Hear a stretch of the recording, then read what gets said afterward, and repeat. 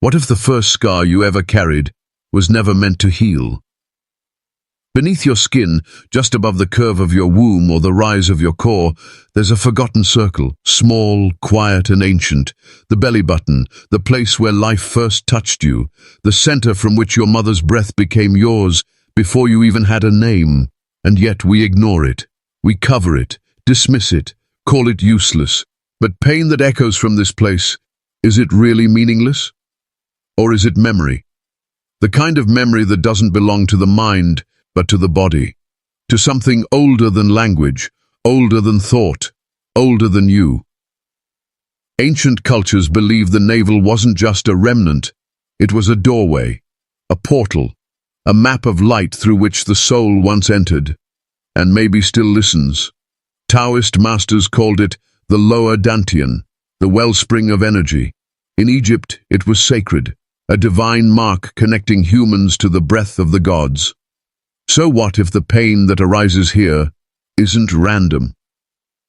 What if it's your body reminding you of something lost, of a connection severed but not broken, of power buried but not gone, of a center calling you back to yourself? No, this isn't just a medical anomaly. This is a whisper, soft, persistent, spiritual, the kind that doesn't demand attention but waits, patiently, for you to listen. Because this video isn't just information, it's remembrance. And if right now something inside you, deep and silent, just stirred, then trust it. That's not curiosity. That's your soul, trying to come home. Subscribe, not to learn something new. Subscribe because you've always known, and now you're ready to remember. Before the body became a machine, it was a temple, and in that temple, the navel was the gate. Long before blood was measured and organs mapped, mystics listened to the quiet between heartbeats. They placed their palms over their bellies and spoke of light, fire, and memory stored beneath the skin. They knew what we've forgotten, that the center of the body is not just anatomical, it is sacred.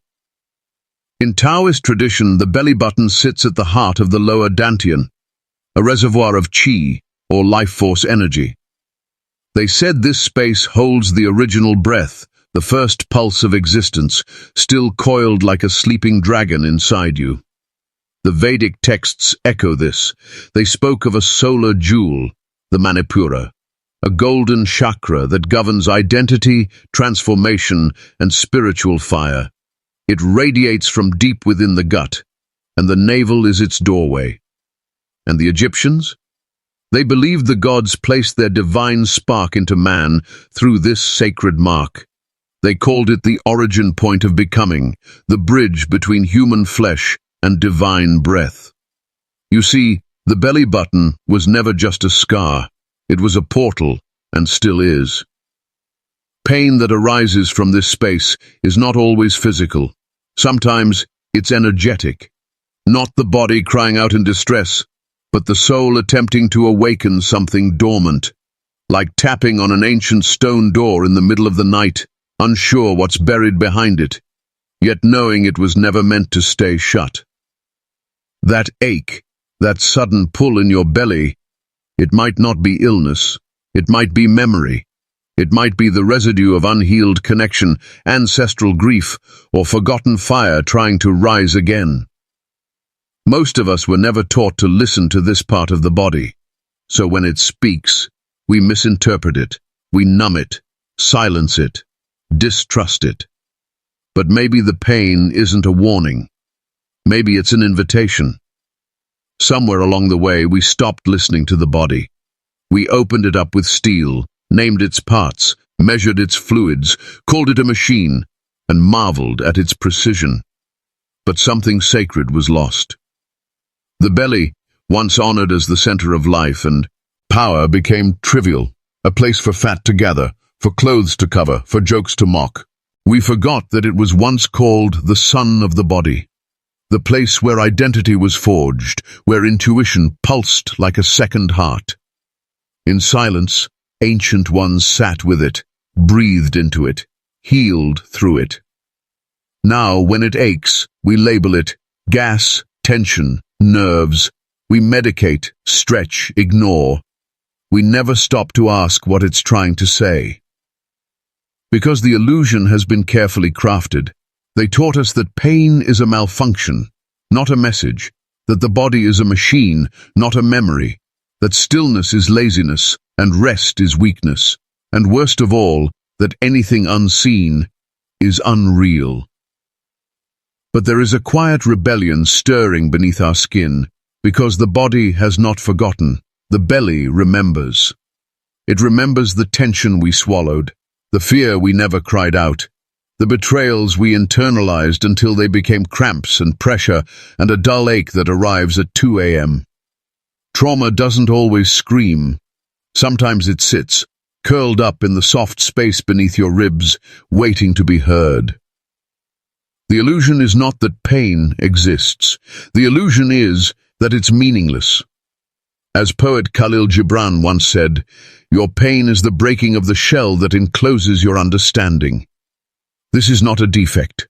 This is not failure. This is the soul, slowly cracking the shell, and through those cracks, light can begin to enter. They told us the mind holds our power, but the ancients would have smiled at such a thought, because power, real power, begins lower, beneath the chest, just behind the navel, a place where warmth gathers, where breath deepens, where courage is born before words arrive. The Vedic sages named it Manipura, the city of jewels, a radiant center of fire and will. Here, transformation begins, not just of food, but of identity. Taoist masters called it Dantian, the elixir field, the place where qi, life force, sleeps, waiting for breath to awaken it. They would place their palms on this space and smile, for this was the furnace where the soul tempered its strength. And in Sufi circles, this fire was not symbolic. It was real. They danced, breathed, and spun until it ignited, and not in madness, but in remembrance, the remembrance of divine will meeting human choice, emerging. This center isn't a myth. Even modern science whispers its reverence. They've named it the enteric nervous system, your second brain. With more neurons than your spinal cord, it produces serotonin, the very hormone that brings calm and joy, not in your head, but in your gut. But this truth isn't new. It's only newly measured. For centuries, breath was the key, not shallow chest breathing, but deep belly breaths, where the diaphragm expands and the body melts, where each inhale becomes a message. You are safe, you are strong, you are remembering. Because breath isn't just air, it's encoded light. It carries the will of the soul into the body, and when it reaches the belly, it wakes the fire. That's when the timid heart grows bold. That's when decisions stop trembling. That's when you stop asking the world for permission to exist. You feel it. That quiet pressure behind the navel, that subtle pull when something feels right or wrong. That's not imagination. That's the language of the belly, the language of knowing. Before intuition becomes a voice in the head, it is always a flame in the gut. And that flame is ancient. It remembers what the mind forgets. It remembers the architecture of your power, the original map drawn long before birth. And now, as the fire awakens, you begin to see that your body carries more than organs and bones. It carries a blueprint, an ancient one, etched into your very design. And that is where we now go. They told you your body was made of cells and bones, of muscle, tissue, and skin. But the ancients looked at the same body and saw a temple of stars. To them, your spine was not just a column of vertebrae.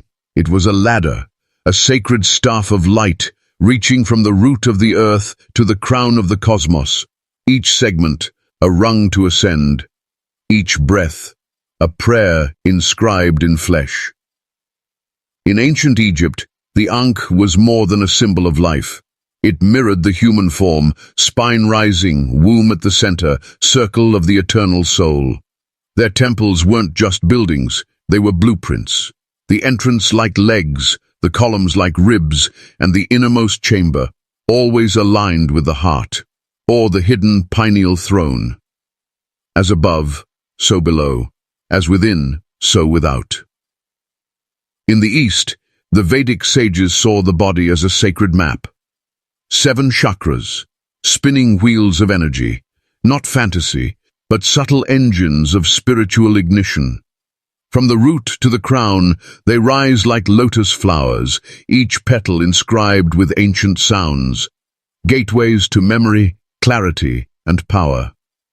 The Sufis whispered of the Latif, delicate lights that live in secret places, near the chest, between the brows, around the navel, each one a door, each door a test.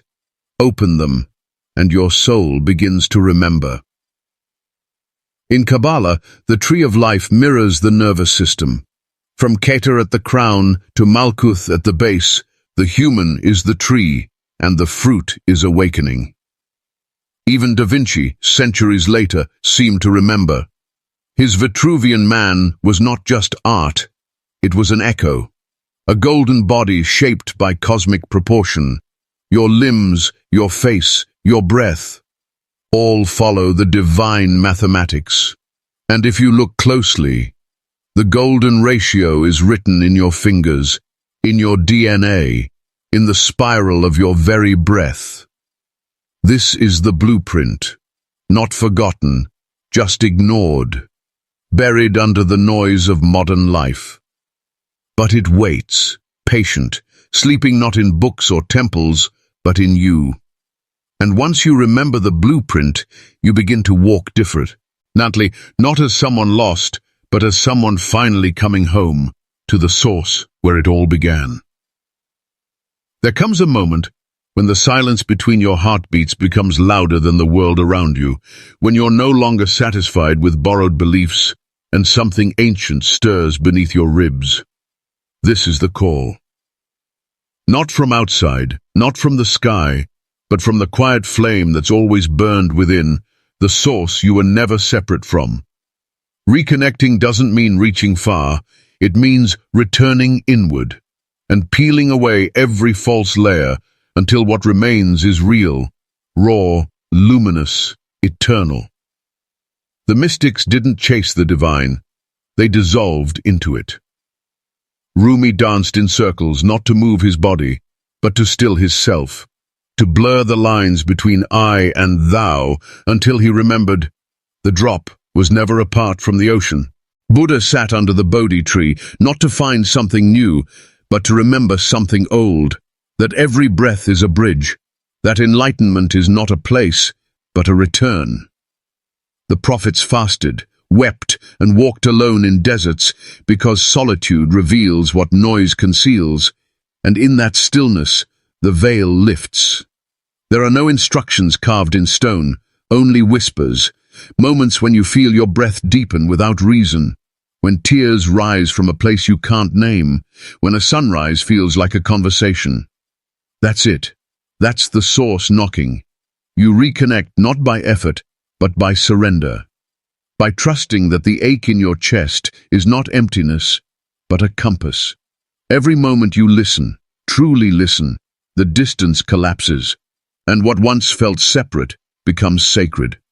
Not outside you, not above you, but within you, always. So now, close your eyes, just for a moment, place your hand over your belly, and listen. Not to the pain, but to the portal it's become.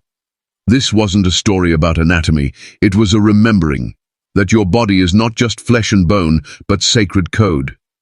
The navel is not a scar, it is the echo of your arrival, the knot that tethered you to life before you even had a name. And yet, how quickly we forget that the very center of our body once connected us to something far larger than ourselves. So if pain arises, don't run from it. Bow to it, for pain is often the most honest guide back home. You are not broken, you are becoming. And the center of your becoming was never your mind, but your middle. Let the silence that lives beneath your ribs become your teacher. Let the forgotten pulse behind your navel become your prayer. You've carried ancient wisdom within you all along. Now walk gently. You're not just a person, you are a temple, and the gate was never closed. If this truth stirred something inside you, if even for a breath you felt seen, then follow the pulse that brought you here. And remember, you didn't just watch this, you remembered it. Follow for more awakenings, more truths your soul already knows. This is the Spine Gospel.